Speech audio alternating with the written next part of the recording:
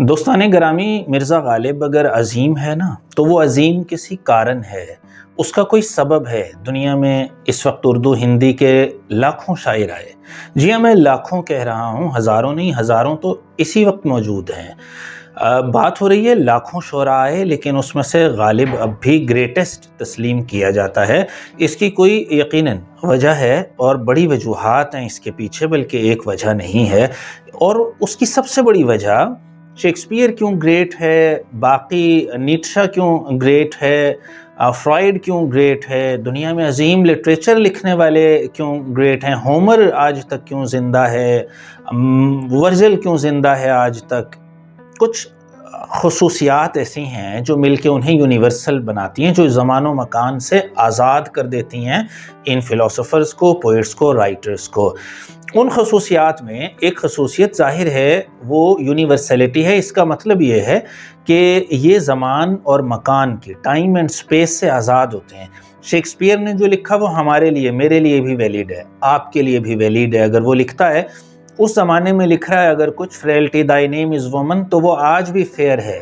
عورت تیرا دوسرا نام کمزوری ہے، تو وہ آج بھی ویلڈ ہے، اور ہو سکتا ہے وہ آنے والے زمانوں میں بھی ویلڈ رہے، اگرچہ اس خاص کانٹیکسٹ کو ہم مس نہیں کر سکتے، یقیناً نہیں کر سکتے۔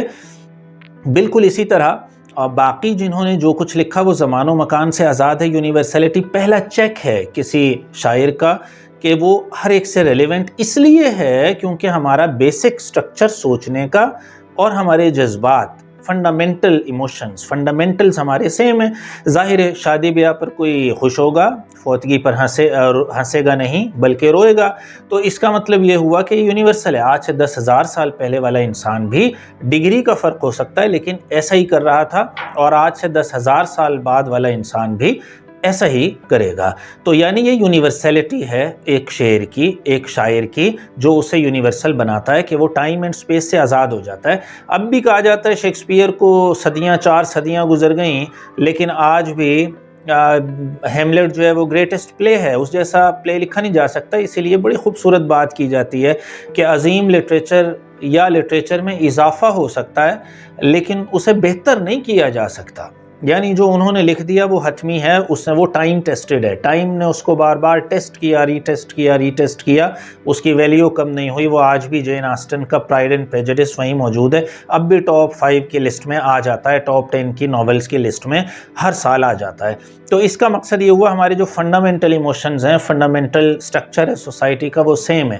تو وہ شاعر جو ان سب پر اطلاق کرے گا اپنے شعر کو، پہلا ٹیسٹ اس پر پورا اترے گا تو وہ سمجھیں یونیورسل ہو سکتا ہے۔ باقی یہ ٹیسٹ تو ظاہر صدیاں لیتی ہیں، یہ وقت بتائے گا کہ ہم ہیں کہ نہیں ہیں۔ غالب پر یہ ٹیسٹ پورا ہو چکا، تو غالب اس لیے گریٹسٹ ہے کیونکہ اس کا ہر شعر یونیورسل ہے، اور وہ بچوں کی طرح یونیورسل نہیں ہے، وہ ہے۔ ہم چند ایک شعر اس کے آج لے رہے ہیں اس کے یوم پیدائش کے حوالے سے۔ تو پہلا شعر جو زبان زد عام ہے، ہزاروں خواہشیں ایسی کہ ہر خواہش پہ دم نکلے، ہزاروں خواہشیں ایسی کہ ہر خواہش پہ دم نکلے، بہت نکلے میرے ارمان لیکن پھر بھی کم نکلے۔ اب مجھے بتائیے کہ آپ کے پاس ایک گاڑی ہے، آپ 2 کی خواہش کرتے ہیں، آپ کے پاس ایک 3 مرلے کا مکان ہے، آپ 5 مرلے کی، 10 مرلے کی خواہش رکھتے ہیں، آپ کے ہاں اولاد کے حوالے سے کچھ ہے، آپ وہاں بھی خواہش رکھتے ہیں، آج آپ کچھ ہیں، کل میں ہمیشہ ہم زندہ رہتے ہیں کہ کل ہمارا ایسا ہوگا جو کہ کبھی نہیں آتا۔ تو ہزاروں خواہشیں ایسی کہ ہر خواہش پہ دم نکلے، اور ہر خواہش ہی ایسی لگتی ہے کہ یہ پوری ہو جائے گی تو میں مطمئن ہو جاؤں گا۔ سینکڑوں مثالیں میرے پاس ہیں کہ جب لوگ کہتے تھے یار یہ جاب ہو جائے تو میں مطمئن ہو جاؤں گا، جاب ہو گئی، پروموشن بھی ہو گئی، کچھ بھی جو آپ کی توقع ہو گئی، وہ پھر بھی ناخوش ہیں۔ تو ہر خواہش ایسی لگتی ہے کہ اس پہ دم نکلے، لیکن ہوتا ایسا نہیں ہے۔ نکلتے بھی ہیں ہمارے ارمان، پورے بھی ہو جاتے ہیں، لیکن اس کے باوجود ہم خواہش کے چنگل سے کبھی آزاد نہیں ہو سکتے۔ تو بہت نکلے میرے ارمان لیکن پھر بھی کم نکلے، تو جتنا بھی ہم کر لیں پھر بھی کم ہے۔ اب دیکھیں یونیورسل بات ہے، اس وقت بھی ٹھیک تھی، آج بھی آنے والے انسان پر بھی درست ثابت ہوگی، عام انسان پر۔ یہ ایک بات یاد رہے کیونکہ میجورٹی عام انسانوں ہی کی ہوتی ہے، ہم کسی بزرگ، ہم کسی صوفی سینٹ کی بات نہیں کر رہے۔ تو ایک شعر یہ جو زبان زد عام ہے اور بالکل واضح بھی ہے اور بالکل درست بھی ہے، اور ہم ہمیشہ ضرب المثل کے طور پر استعمال بھی کر سکتے ہیں۔ آئیے ایک اور شعر دیکھیں. یہ نہ تھی ہماری قسمت کے وصال یار ہوتا. میں نے جان بوجھ کے شعر وہ لیے ہیں جس نے غالب کو عام لوگوں تک پہنچایا. یہ نہ تھی ہماری قسمت کے وصال یار ہوتا، اگر اور جیتے رہتے یہی انتظار ہوتا. یقیناً ایسا ہی تھا کہ اب پتہ بھی ہے کہ اب عمر بھی ہو گئی، سب کچھ ہو گیا کہ اب وصال یار نہیں ہونے والا، لیکن اس کے باوجود اگر اور جیتے رہتے یہی انتظار ہوتا. ایک عجیب جو حسرت آپ میں رہ گئی. سیگمنٹ فرائڈ نے کہا تھا نا کہ جو حسرتیں بچپن کی جوانی کی رہ جاتی ہیں وہ ختم نہیں ہو سکتی، وہ کہیں نہ کہیں کسی نہ کسی سب کانشیس کی کسی اتاہ گہرائی میں پڑی ضرور ہوتی ہے، وہ آپ کے ساتھ میں تل میں کہیں ہوتی ضرور ہے، تو وہ کبھی ختم نہیں ہو سکتی. دیکھیں کیسی یونیورسل بات ہے. اگر اور جیتے رہتے یہی انتظار ہوتا، یعنی جب تک آپ جی رہے ہیں ایک امید کی کرن ہے جو ہمیشہ ہمیں جیتا رکھ سکتی ہے. اور ہو سکتا ہے کہ آتش تو اس سے بھی آگے کی بات کرتا ہے. لحد میں کرتے ہیں پیران خم گشتہ کمر سیدھی، تو کوئی مرتے ورتے نہیں ہے، بس لحد میں کرتے ہیں پیران خم گشتہ کمر سیدھی. باہر طور یہ دوسرا شعر تھا، ہم غالبی پر رہتے ہیں. آئیے اگلے شعر پر چلتے ہیں. محبت میں نہیں ہے فرق جینے اور مرنے کا، محبت میں نہیں ہے فرق جینے اور مرنے کا، اسی کو دیکھ کر جیتے ہیں جس کافر پہ دم نکلے. تو جس کافر پہ دم نکلے اسی کو. اب دیکھیں ایک کوالٹی دیکھیں کیسی خوبصورت ہے، اور وہ یہ کہ جنریٹو کوالٹی. آج تک کے شعراء اس موضوع پر لکھ رہے ہیں کہ اسی کو. فیض کے بہت سارے اشعار ہیں کہ یعنی جس سے سکون ملتا ہے وہی ہمارے پریشانی کا سبب بھی ہے. تو دیکھیں کیسا جنریٹو کوالٹی ہے نا کہ اس سے بہت سارے موضوعات، بہت سارے شعر نکلیں، اور یقیناً لوگوں نے اپنے اپنے انداز میں بہت اچھے طریقے سے کہے ہیں شعر اس بات پر. لیکن موضوع یہی ہوگا کہ ہمیں جو چیز ہم سمجھتے ہیں کہ سکون دے رہی ہے وہی چیز ہمیں تکلیف بھی دے رہی ہوتی ہے. سگریٹ آپ کو سکون دیتی ہے، کوئی بھی نشہ آپ کو سکون دیتا ہے، لیکن اگر وہ نہ ملے تو وہی اذیت بھی ہے آپ کے لیے، یا وہی آپ کو اذیت اندر سے دے بھی رہا ہے. تو اوشو اور باقی سارے فلاسفرز اس پر متفق ہیں کہ جس سے آپ اپنے سکون کو اٹیچ کر لیتے ہیں کہ یہ چیز ہمارے لیے باعث تسکین ہے، اصل میں وہی آپ کی تکلیف کا سبب بنتی ہے، چاہے وہ اولاد کی صورت میں ہو، چاہے وہ مال کی صورت میں ہو.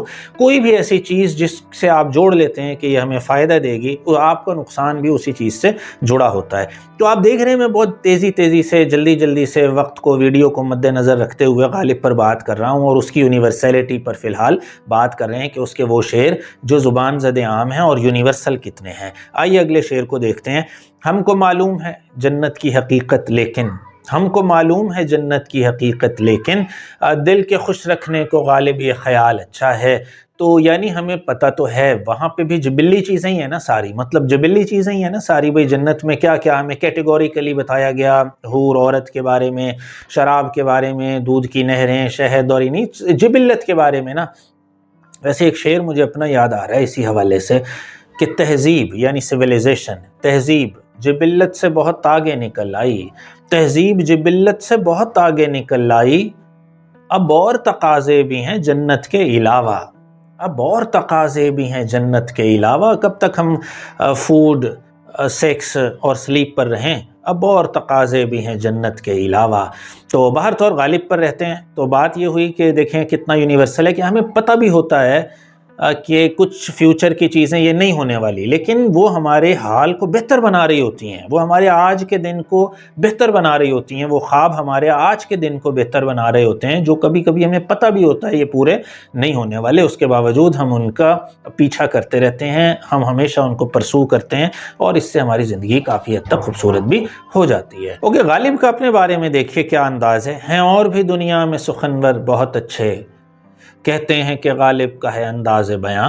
اور سادہ سا شعر ہے لیکن چونکہ زبان زد عام ہے تو اس لیے اس کو لے لیا گیا کہ میرا انداز بالکل مختلف ہے اوروں سے دنیا میں. ظاہر ہے میر کی تعریف یہ خود بھی کرتے رہے، اور بھی بہت سارے تھے جو ان کے زمان سے پہلے بھی تھے ان سے، تو لیکن ان کا انداز واقعی مختلف ہے. اب دیکھیے اپنے بارے میں کتنی خود شناسی ہے، خود شناسی خدا شناسی ہے. تو اپنے بارے میں جاننا اور اس اعتماد سے کہنا، جیسے میر کہا کرتے تھے کہ مستند ہے میرا فرمایا ہوا، تو اس کا بھی بالکل وہی انداز ہے کہ اپنے بارے میں علم ہونا، یہ انکسار میں کچھ نہیں ہوں.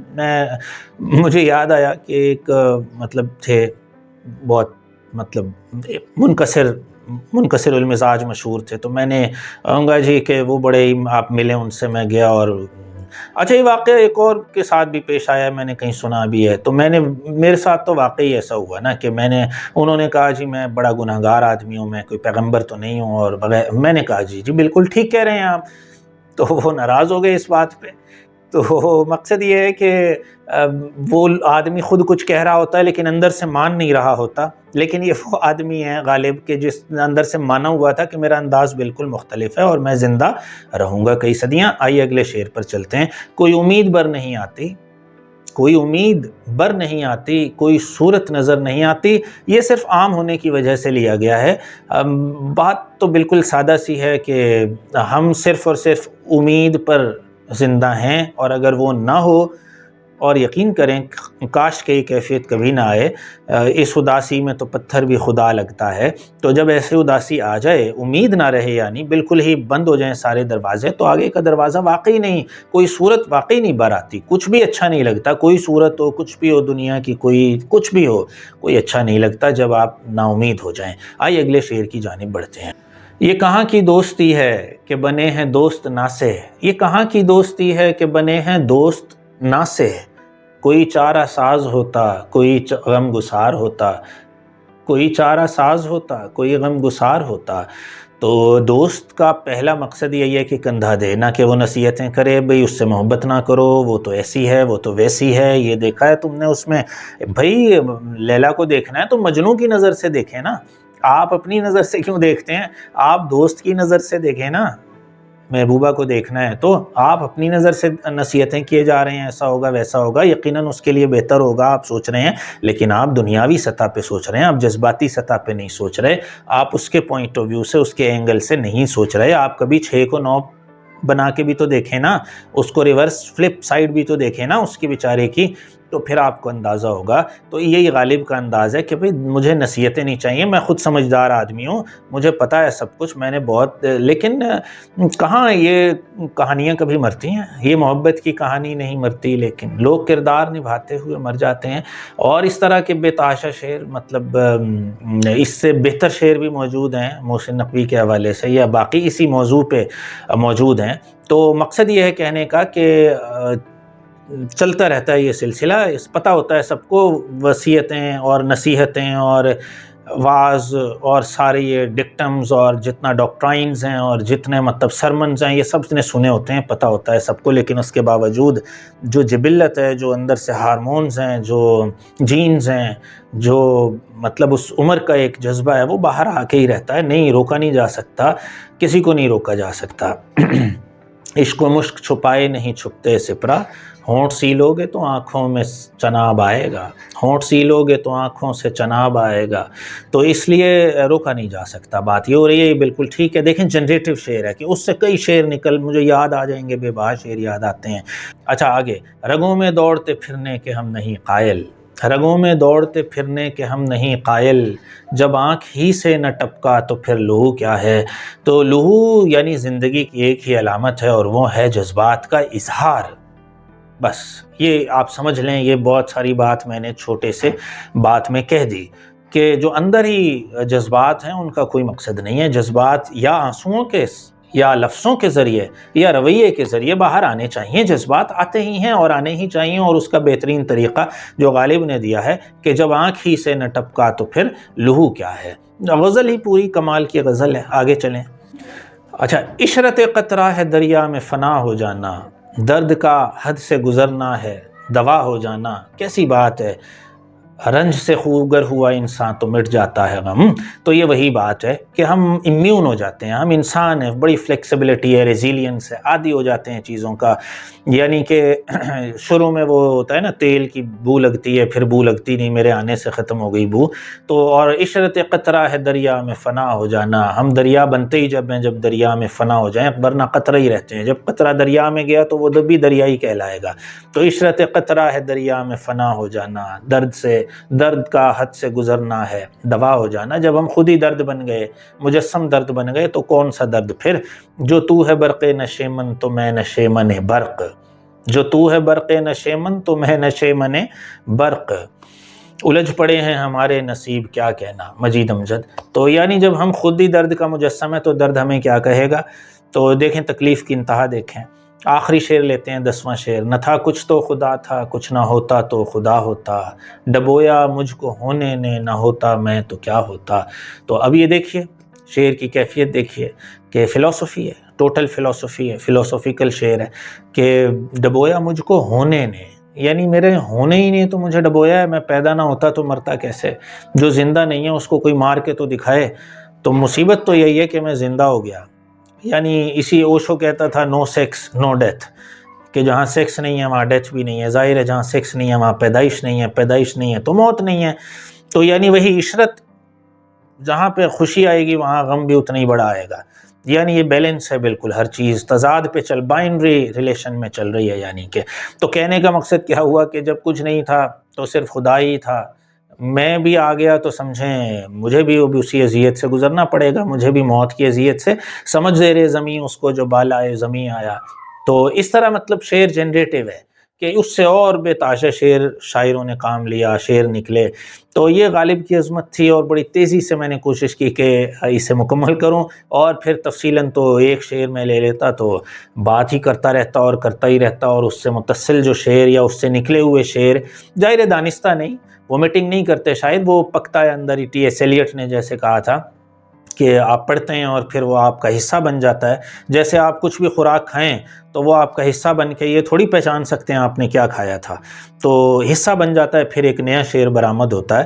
تو یہی ہوتا ہے ہر شاعر کے ساتھ. لیکن یہ ہے کہ ان تمام شعروں کا عکس آج تک کے شاعروں پر آتا ضرور ہے کہیں نہ کہیں. یہی غالب کی عظمت ہے. امید ہے ویڈیو پسند آئی ہوگی. آپ کا بہت شکریہ.